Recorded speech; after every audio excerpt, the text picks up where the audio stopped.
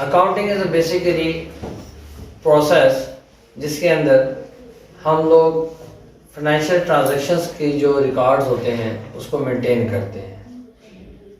आसान अल्फाज में अगर हम अकाउंटिंग की बात करें तो record keeping, basically the purpose of accounting क्या है जी? रिकॉर्ड कीप करना। जो भी फाइनेंशियल ट्रांजैक्शन ऑर्गेनाइजेशन के अंदर होती है उसको एक सिस्टमेटिक वे के ज़रिए हम किसी भी प्लेटफॉर्म के ऊपर रिकॉर्ड करते हैं, वो बेशक वेब बेस हो, ऑनलाइन वे पे हो, इस तरह कोई बुक होता है, या फिर अगर हम बात करें कोई आप किसी बुक के ऊपर उसको लिख रहे हैं, तो वो सब चीज़ें अकाउंटिंग की रिकॉर्डिंग में हैं। तो accounting is very important for the organisation.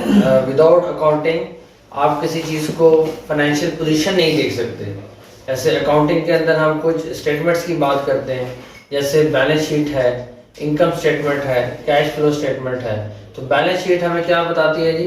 Balance sheet basically हमें ऑर्गेनाइजेशन की पोजीशन के बारे में बताती है। किसके बारे में बताती है? पोजीशन के बारे में। Balance sheet the basically study of the financial position of the organisation. When we talk about the income statement, income statement is the basically which tell us about the financial performance of the organization, and we already discussed the cash flow statement.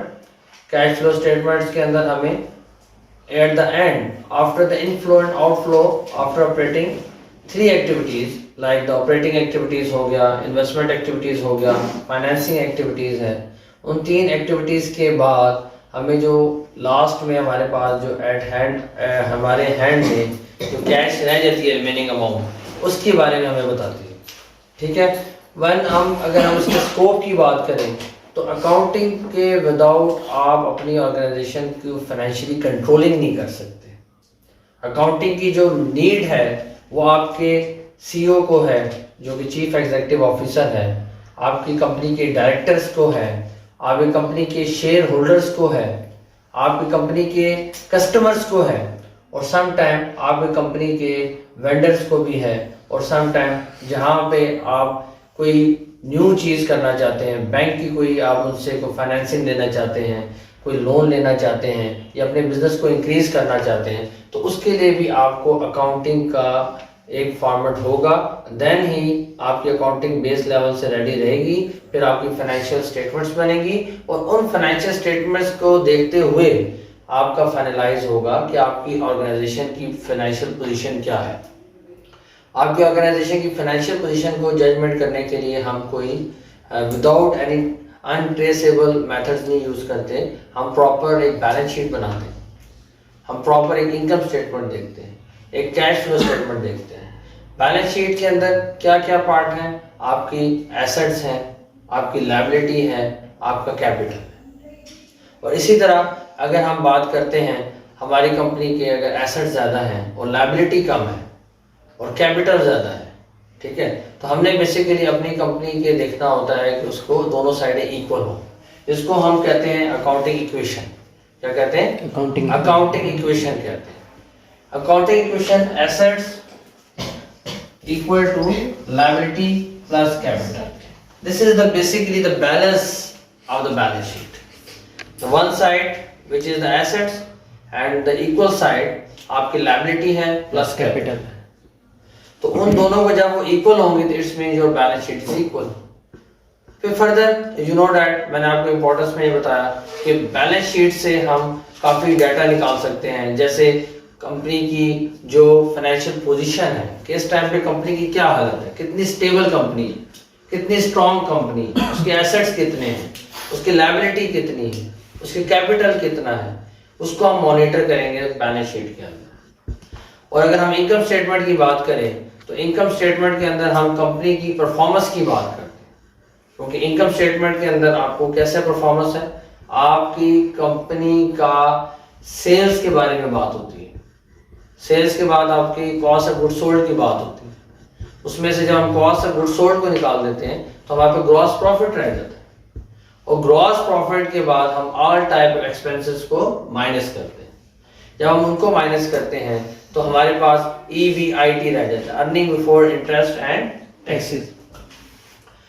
अच्छा, ये विट्टा भी हो गया, Vitta earning before interest and tax and आपके पास depreciation, amortisation, ये proper है, लेकिन इन Pakistan majority आप देखते हैं तो EBIT तक हम सिलेबस में बच्चों को करवाते हैं, earning before interest and taxes.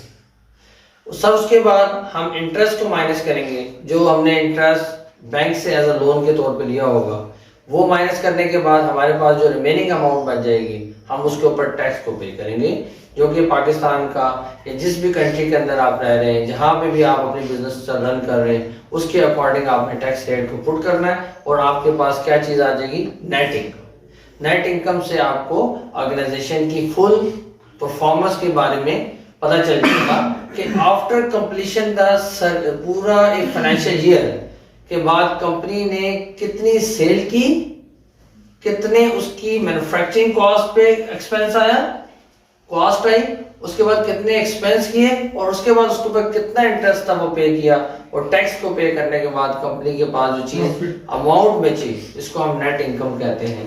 ठीक है, तो ये हमारे पास पूरी फाइनेंशियल पोजीशन ऑफ द आपकी परफॉर्मेंस ऑफ द ऑर्गेनाइजेशन हो गई। कैश फ्लो स्टेटमेंट हमने पढ़ी, जिसके अंदर हम ऑपरेटिंग एक्टिविटीज, जिसमें ऑपरेशनल लाइफ चीज होती हैं, जैसे कि पैसे का आना जाना, कोई ऑपरेशन एक्टिविटीज हो रही हैं, किसी से हम ले रहे हैं, किसी कस्टमर को हमने कोई चीज बेची, उससे अकाउंट रिसीवेबल वापस लिया, किसी से हमने लोन पे चीज ले ली, किसी को हमने क्रेडिट पे चीज दे दी, वो सारी हमारी चीजें किसमें आएंगी, ऑपरेटिंग एक्टिविटीज।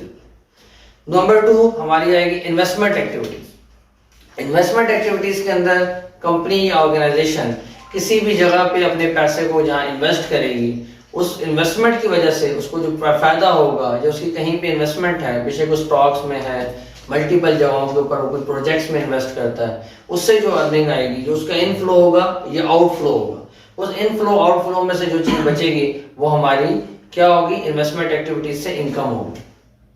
फिर हमारे पास एक फाइनेंसिंग एक्टिविटी है, जिसके अंदर कंपनी को अपने ऑपरेशंस रन करने के लिए, अपने कैपिटल को बढ़ाने के लिए वो लोन लेती है, या loan in the form of financing activity करती है, किसी को फाइनेंसिंग एक्टिविटीज आगे इंस्ट्रूमेंट बेचती है अपनी कंपनी के, ठीक है, अपनी कंपनी के बॉन्ड्स बेच दिए और कोई एक्टिविटी कर दी, तो उस फाइनेंसिंग एक्टिविटी से इनफ्लो और आउटफ्लो पे जो पैसे का आना जाना है, उसके बाद सारे ऊपर से लेकर ऑपरेटिंग एक्टिविटीज, इन्वेस्टमेंट एक्टिविटीज और फाइनेंसिंग एक्टिविटीज से जो हम प्लस माइनस करने के बाद जो हमारे पास रिमेनिंग अमाउंट बचेगी, वो हमारी क्या अमाउंट कहलाएगी, net cash flow of the organization, net amount of the cash flow, कि हमारे पास कितनी कैश, उसको एक और हम कहेंगे कैश एंड कैश इक्विवेलेंट के तौर पे जो हमारे पास अमाउंट बची है, जो कि या वो पैसे हैं या वो पैसों से रेलिवेंट कोई चीज है, उस चीज का हाथ में होना हमारी कंपनी की फाइनेंशियल हमें पता चल जाएगा कि कितनी कैश हमारे पास आ गई,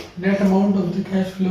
जी जी, तो ये तमाम चीजें आपकी एक बेसिक चीजों में आ जाएगी। ठीक हो गया जी, थैंक यू।